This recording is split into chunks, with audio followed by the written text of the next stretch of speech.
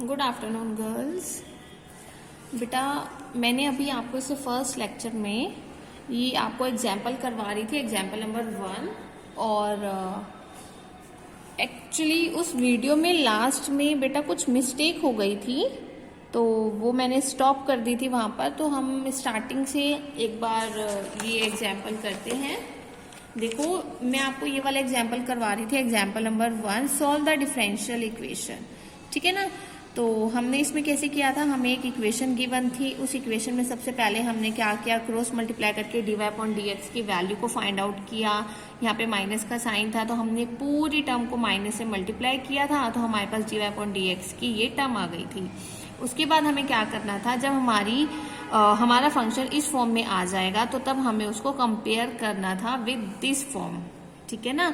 इसके साथ हम कंपेयर करेंगे। कंपेयरिंग करने के बाद हमें a b c a1 b1 c1 इनकी वैल्यूज हमने फाइंड आउट की थी। वैल्यूज फाइंड आउट करने के बाद हमें क्या चेक करना था कि क्या हमारी ये वाली फॉर्म इस कंडीशन को सेटिस्फाई करती है या नहीं करती है। तो सिंपली हमें a1 b b1 की वैल्यूज यहाँ पर पुट करनी थी और चेक करना था क्या दोनों वैल्यूज सेम है।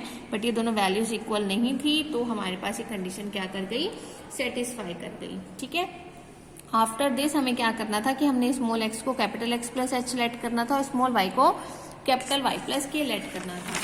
लेट करने के बाद आपने इसकी क्या करनी थी, डिफरेंशिएशन करनी थी। तो मैंने इसकी डिफरेंशिएशन की, इसके डिफरेंशिएशन की और दोनों को क्या किया, डिवाइड किया। लेफ्ट हैंड साइड वाला left hand side and the right hand side one is with the right hand side. So the given equation number 1 becomes, ये आपकी फर्स्ट इक्वेशन थी। इस इक्वेशन में बेटा मैंने क्या किया था, अपनी फॉर्म को पुट किया था। उस फॉर्म में हमें क्या करना था, जो लास्ट में हमारी कांस्टेंट वैल्यूज थी उनके प्लेस पर हमें ये वाली मतलब आप इसको आइडेंटिटी कह सकते हो या अपनी एक फॉर्म बोल सकते हो कि हमने यहाँ पर ये वाली फॉर्म बनानी है। इस फॉर्म को बनाने के लिए आपको small a b c a1 b1 c1 इनकी वैल्यूज पता होनी चाहिए। ये वैल्यूज हम स्टार्टिंग में फाइंड आउट कर चुके हैं, तो आपको इस फॉर्म में उनकी वैल्यूज को पुट करना है। So after putting the values हमें ये वाली फॉर्म मिल जाएगी। ये वाली फॉर्म मिलने के बाद मैंने क्या बोला था कि जो दो ब्रैकेट्स हमें मिल जाएंगे उन दोनों ब्रैकेट्स को हमने क्या करना है, इक्वल्स टू 0 के पुट करना है। यानी कि ये वाली जो टर्म है AH plus BK plus C equals to 0, A1S plus B1K plus C1 equals to 0। तो इनके वैल्यूज पुट करने के बाद इन इक्वेशंस को हमने इक्वल्स टू 0 के पुट करना था। और मैंने बोला था कि 2 इक्वेशंस को हमें सॉल्व करना है और स्मॉल h और स्मॉल k की वैल्यू को फाइंड आउट करना है। अब आप ये फाइंड आउट सब्स्टिट्यूशन मेथड से भी कर सकते हो, एलिमिनेशन मेथड से भी कर सकते हो। तो मैं आपको ये सब्स्टिट्यूशन मेथड से सॉल्व करने के लिए बता रही थी। तो हमने क्या किया था, जो मेरी ये थर्ड इक्वेशन है, मैंने ये थर्ड इक्वेशन ली। थर्ड इक्वेशन में मैंने क्या किया, h की वैल्यू को सॉल्व किया। 3h को मैंने एज इट इज रखा, बाकी सारी टर्म्स को मैं राइट हैंड साइड लेकर चली गई। फिर जो मेरा ये 3 मल्टीप्लाई में था, 3 को हमने क्या करना है, डिवाइड करना है। डिवाइड करने के बाद मेरे पास h की वैल्यू ये वाली टर्म आ गई थी। ठीक है बेटा। इसके बाद जब मैंने ये h की वैल्यू इक्वेशन नंबर 2 में पुट की थी यहाँ पर, तो यहाँ पर मुझसे एक मिस्टेक हो गई थी कि यहाँ आपके पास प्लस 7h नहीं -7h है। ठीक है। तो ये हमें करेक्ट करना है। सेम लाइक यहाँ पर हमारे पास है -7h। ठीक है ना। तो मैंने गलती से यहाँ पर प्लस लिख दिया था, तो यहाँ पर प्लस नहीं है बेटा, माइनस है। माइनस क्यों है, क्योंकि b की वैल्यू हमारे पास -7 थी। तो बाय मिस्टेक मैंने b की वैल्यू 7 रीड कर ली थी, तो b की वैल्यू -7 है। तो यहाँ पर हमने इस इक्वेशन में -7h प्लस 7 लेकर ही चलना है। इसलिए जब मैं ये वाली इक्वेशन को सॉल्व कर रही थी तो ये बेटा मेरी गलत हो गई थी। ठीक है। तो अब आपको क्या करना है, इस h की वैल्यू को इक्वेशन नंबर 2 में पुट करना है और 2 में जब आप पुट करोगे तो आपको k की वैल्यू मिल जाएगी और k की वैल्यू फाइंड आउट करने के बाद h की वैल्यू फाइंड आउट करनी है। तो ये वाला स्टेप अब मैं आप लोगों के लिए छोड़ रही हूँ। तो बेटा h की वैल्यू 1 आनी चाहिए और k की वैल्यू 0 आनी चाहिए। ये वाला स्टेप आप खुद से सॉल्व करोगे और अगर आपसे नहीं होगा देन आपने डाउट्स में मुझसे ये पूछना है। वैसे तो सबने ही 2 इक्वेशंस को एलिमिनेशन और सब्स्टिट्यूशन मेथड से सॉल्व किया हुआ है ना। ठीक है। तो बेटा आप ये वाला स्टेप अब आप आगे सॉल्व कर लीजिएगा। वो मेरा माइनस की वजह से आंसर गलत आ रहा था, तो आपको वो करेक्ट करके आपको इसकी वैल्यू ये फाइंड आउट करनी है। ठीक है।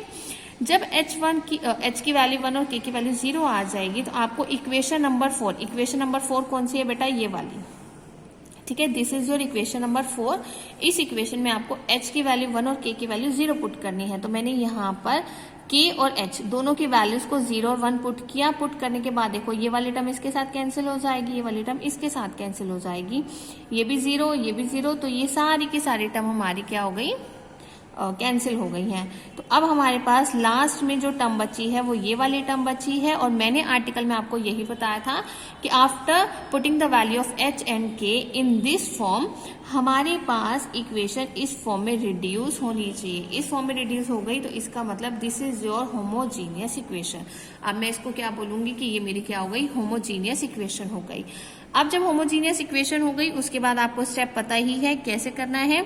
कैपिटल Y को मैंने पुट करना है स्मॉल v कैपिटल x, ठीक है। जैसे हम फर्स्ट एक्सरसाइज में 7.3 एक्सरसाइज में हम कर रहे थे ना कि y equals to v into x put कर रहे थे, ऐसे ही आपको यहाँ पर भी वही करना है। बस डिफरेंस क्या है, वहां पे हम स्मॉल x और स्मॉल y लेकर चल रहे थे, लेकिन यहाँ आपके पास कैपिटल x और कैपिटल y होगा। क्यों होगा, क्योंकि हमारे पास अब जो ये फॉर्म आई है ये सारी कैपिटल में ही कन्वर्टेड है, इसलिए आप जब ये वाला अप्लाई करोगे यहाँ पर भी आपको कैपिटल ही लेकर चलना है, ठीक है। तो हम यहाँ पर कैपिटल लेकर चलेंगे।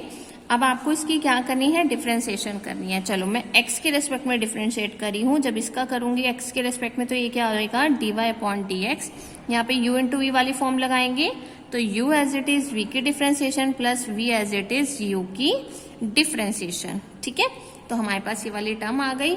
इन वैल्यूज को हमने किस में पुट करना है, इन इक्वेशन दिस। मैं इसको इक्वेशन नंबर 5 लेट कर लेती हूं। आपको इस वैल्यू को किस में पुट करना है, इन इक्वेशन नंबर 5।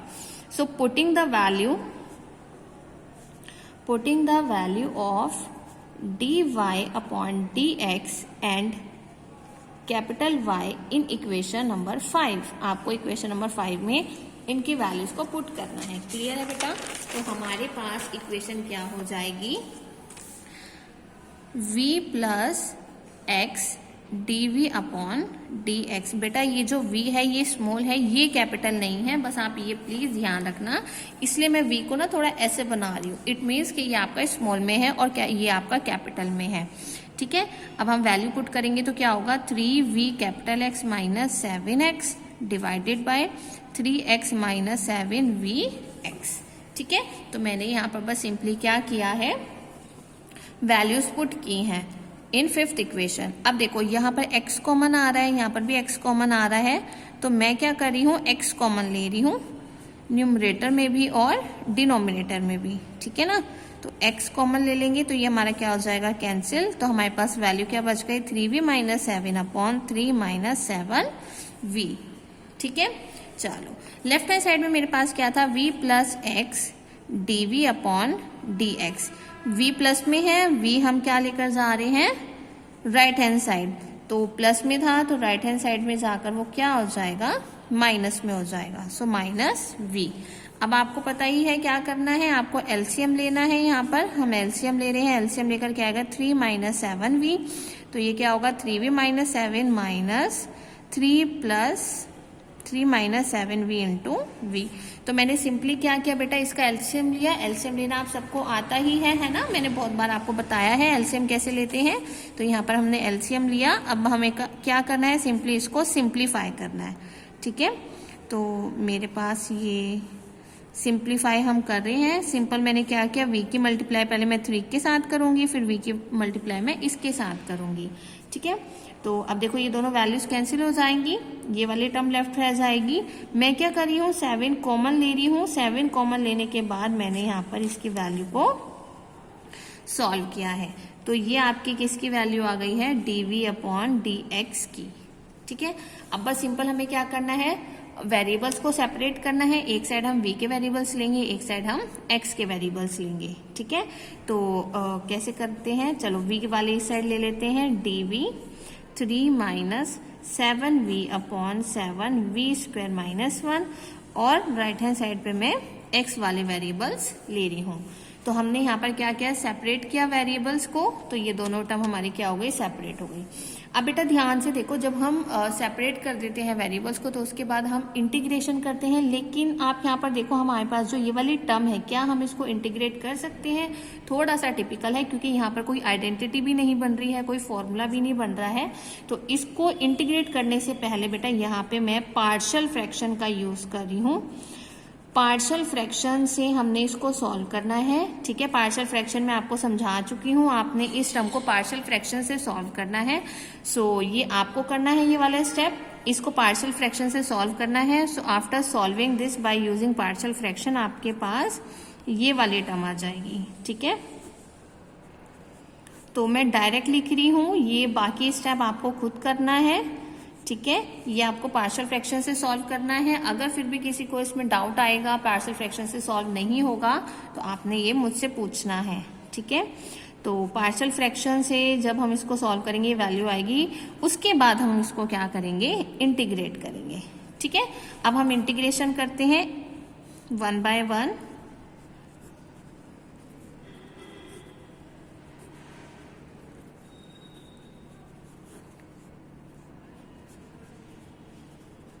चलो देखो, -2 तो कांस्टेंट है ना, -2 तो एज इट इज रहेगा 1/v -1। यहाँ पे 5 कांस्टेंट है, एज इट इज रहेगा 1/v + 1। यहाँ पे 1/x। इनकी हमें क्या करनी है, इंटीग्रेशन करनी है।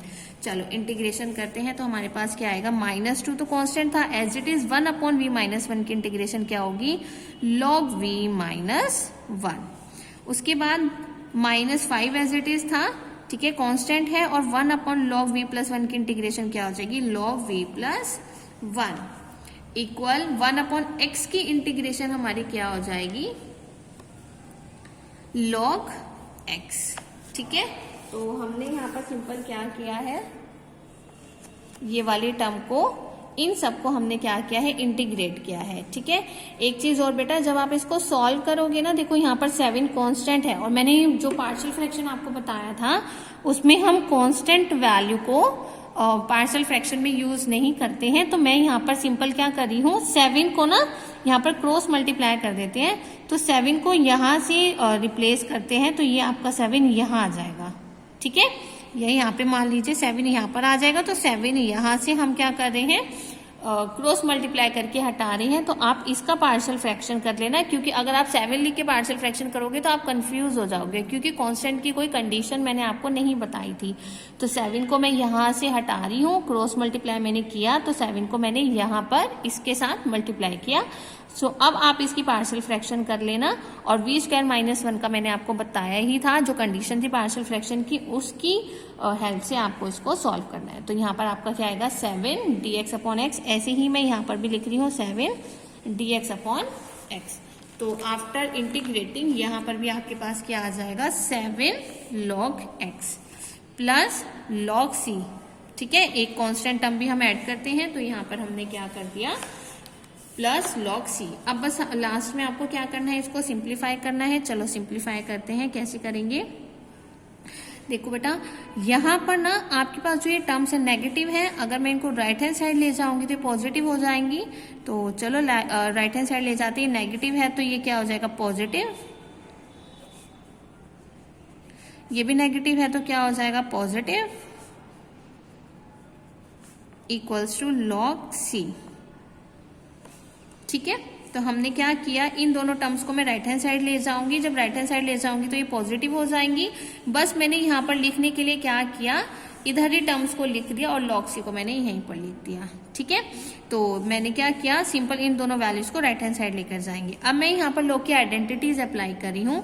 देखो मैंने आपको क्या आइडेंटिटी बताई थी, m log n किसके इक्वल होता है, हमारा log m⁻⁴ n। तो सिंपल हमने यहाँ पर क्या किया, जो मेरा 7 था, 7 कहाँ चला जाएगा, x की पावर में। सेम यहाँ पर 2 है, तो 2 कहाँ चला जाएगा, पावर में।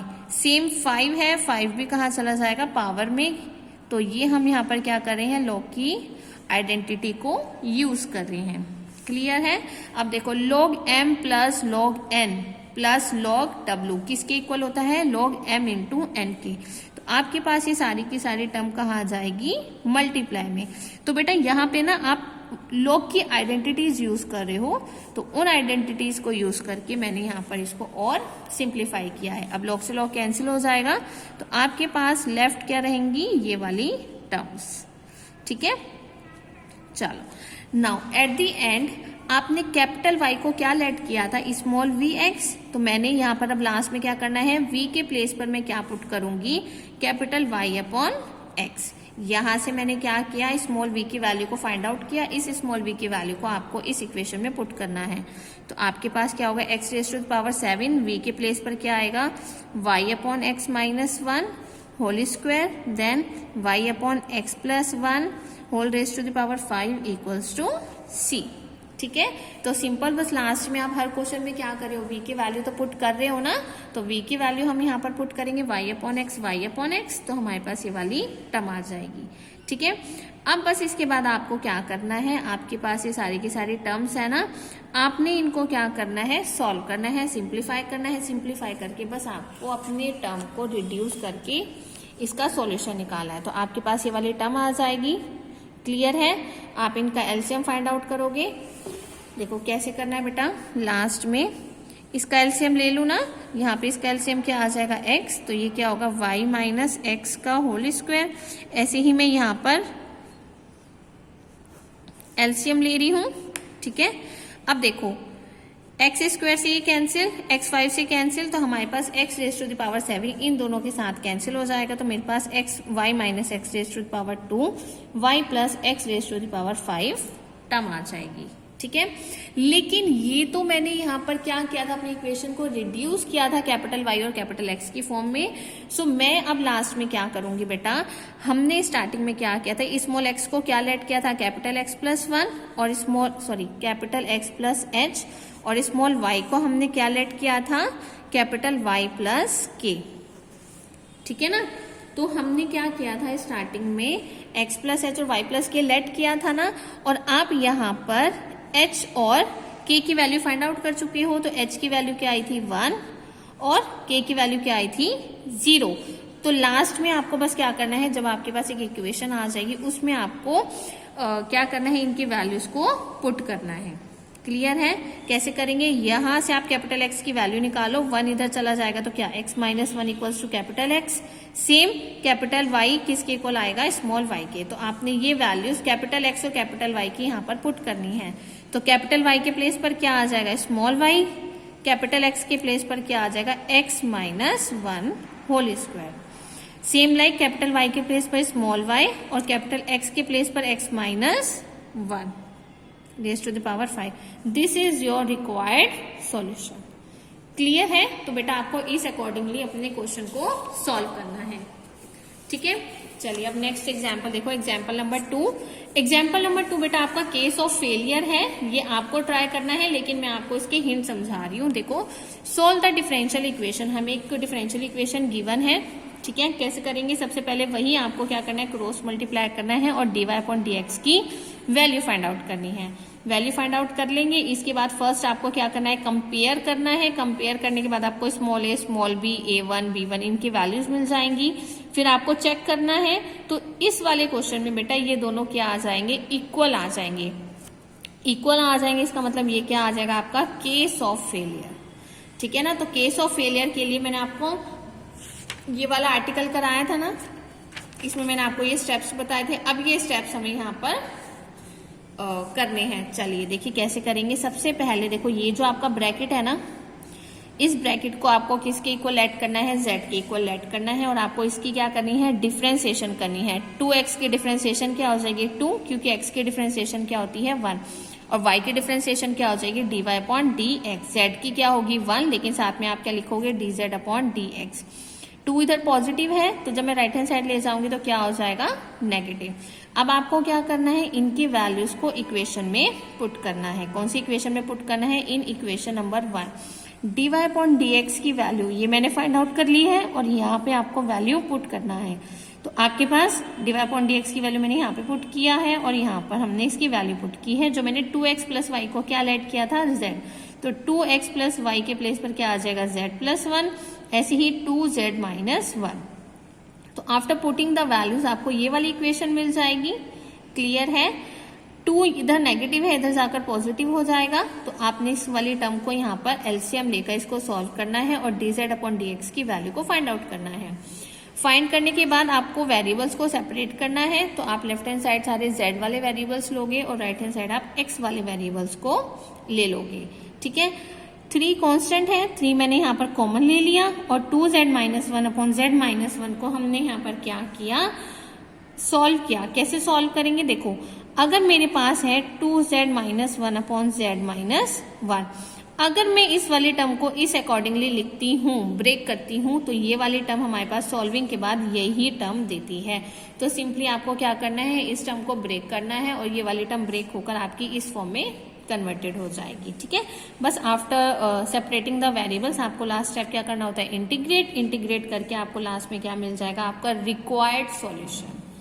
ठीक है, तो ये आपका एग्जाम्पल है बेटा केस ऑफ फेलियर का, और ये एक बार आप लोगों ने ट्राई करना है। अगर इसमें कंफ्यूजन होती है, प्रॉब्लम्स आती हैं, तो ये फिर मैं आपको आपकी क्लास में समझाऊंगी।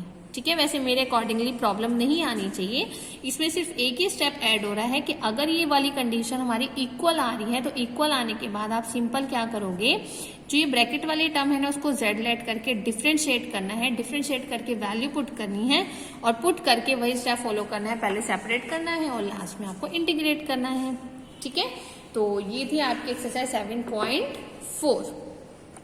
ठीक है, तो बेटा आज आपको इसके क्वेश्चंस करने हैं। मैं आपको एक्सरसाइज भी दिखाती हूँ। ये है आपकी एक्सरसाइज 7.4।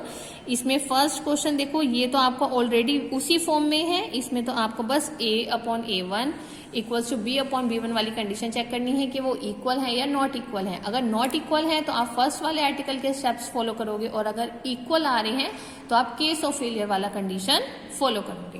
तो यहाँ पर सारे क्वेश्चंस आपको इसी फॉर्म में ही करने हैं। तो टोटल आपके बेटा यहाँ पर 5 क्वेश्चंस हैं, तो ये सब आपको ट्राई करने हैं, और अगर आपको इसमें से डाउट्स आते हैं तो आपने मुझसे पूछना है। ठीक है, चलिए अब बेटा जो नेक्स्ट एक्सरसाइज है उसका अभी मैं आपको सिर्फ एक ओवरव्यू दे रही हूँ। ठीक है, चलो नेक्स्ट है आपके पास linear differential equation. What is linear differential equation? A differential equation is said to be linear. एक डिफरेंशियल इक्वेशन को मैं लीनियर कब बोलूंगी? If the dependent variable and its differential coefficient occur in its first degree only and are not multiplied together. कि अगर मेरे पास कोई भी डिपेंडेंट वेरिएबल और जो उसके डिफरेंशियल कोफिशिएंट है वो सिर्फ फर्स्ट डिग्री में होंगे और वो साथ में मल्टीप्लाई नहीं होंगे, उनको हम क्या बोलते हैं? लीनियर डिफरेंशियल इक्वेशन बोलते हैं। ठीक है, so dy/dx plus py equals to q, ये वाली हमारी फॉर्म होती है जिसमें p और q हमारे पास क्या होंगे? फंक्शंस होंगे ओनली x के। तब हम उसको क्या बोलेंगे? Linear differential equation of the first order. तो हम इस फॉर्म को क्या बोलेंगे? Linear differential equation of the first order. ठीक है, सिमिलरली ये तो आपका dy/dx के लिए था। सेम अगर dx/dy plus px equals to q होगा, तब आपके पास p और q क्या होंगे? फंक्शंस होंगे y के। ये भी आपकी क्या होगी? डिफरेंशियल इक्वेशन होगी फर्स्ट ऑर्डर की। तो ये क्या होती है बेटा? Linear differential equation. तो अगर किसी डिफरेंशियल इक्वेशन में आपके पास कोई डिपेंडेंट वेरिएबल है और डिफरेंशियल कोफिशिएंट अकर करते हैं आपकी सिर्फ फर्स्ट डिग्री में और वो साथ में मल्टीप्लाई नहीं होते हैं, तब हम उनको क्या बोलते हैं? Linear differential equation. ये फॉर्म भी आपकी क्या होती है? Linear differential equation of first order की, और ये भी क्या होती है? Linear differential equation of first order की।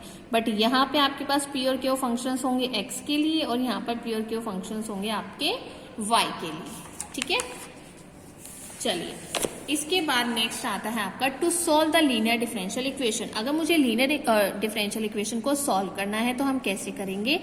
हमें इक्वेशन इस फॉर्म में गिवन होगी जिसमें p और q आपके फंक्शंस होंगे x के लिए। तो बेटा आपको क्या स्टेप्स फॉलो करने हैं? फर्स्ट ऑफ ऑल, जब इक्वेशन इस फॉर्म में गिवन होगी आपको कंपेयर करके कैपिटल P और कैपिटल Q की वैल्यू फाइंड आउट करनी है, जो दोनों ही आपके फंक्शंस होंगे x के।